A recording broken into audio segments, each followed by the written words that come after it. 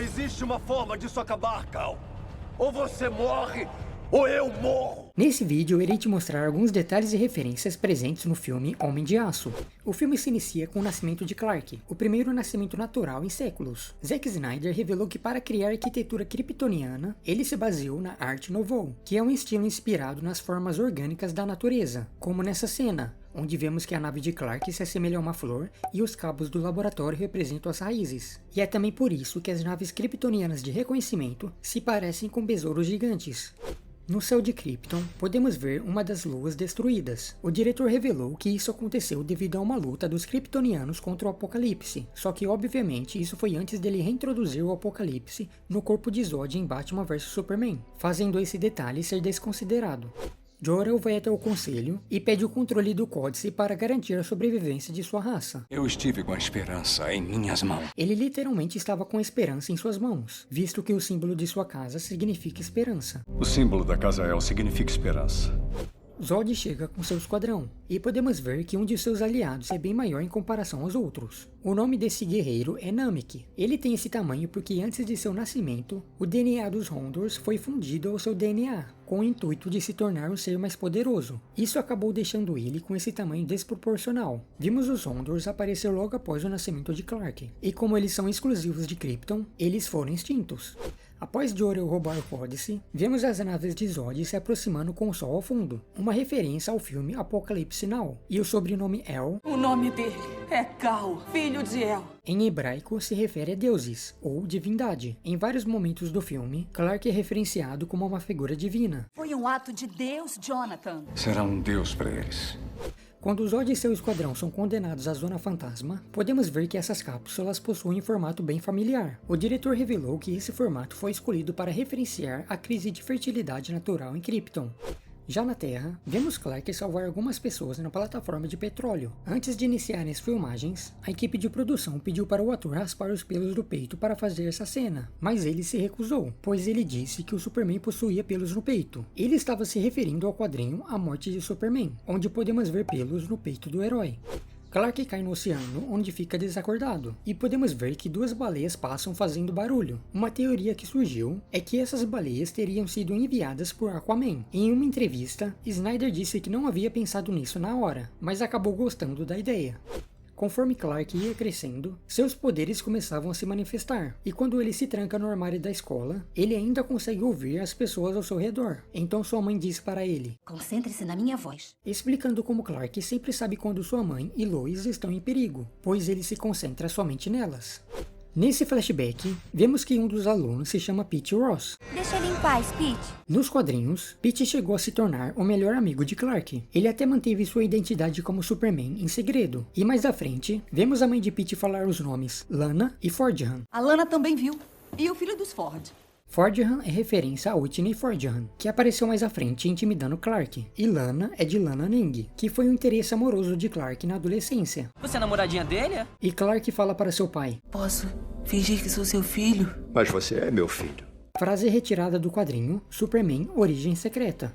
Quando Clark entra na antiga nave de reconhecimento kryptoniana, vemos uma cápsula de criogenia aberta, insinuando que pode haver outro kryptoniano vivendo na Terra. Quando questionado, o diretor resolveu deixar essa teoria em aberto, para que ele pudesse retornar a isso em um filme futuro. E no centro de monitoramento, podemos ver a superfície de Marte no monitor ao lado. O diretor revelou que isso é uma referência ao filme Watchmen. Ele até pretendia mostrar uma referência ao Dr. Manhattan, mas ele achou que era muito cedo para isso.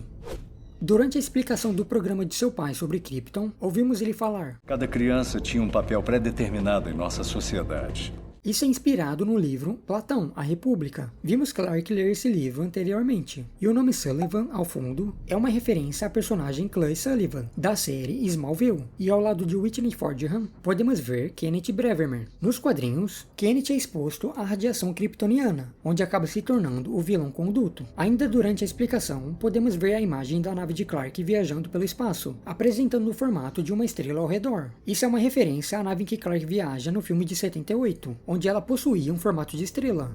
Após vestir seu traje, vemos que sua tentativa de voo é referenciada aos quadrinhos, onde ele não conseguia voar, mas sim saltar sobre grandes edifícios com um único salto. A habilidade de voar só veio depois, nos desenhos dos anos 40. Clark volta para casa e podemos ver que sua carona é um caminhão da LexCorp. Em Batman vs Superman, Lex Luthor já sabia qual era a identidade do Superman, então é possível que nesse ponto ele já estivesse com o pessoal observando o Clark para confirmar suas suspeitas. Mais à frente, quando o Superman se entrega para os oficiais, vemos que o general é o único que não se afasta quando vê o Superman quebrar a algema e se aproximar do vidro. E isso pois, em uma postagem, o diretor revelou que o general era o caçador de Marte, como vimos nessa cena deletada. The world needs you too, Lois.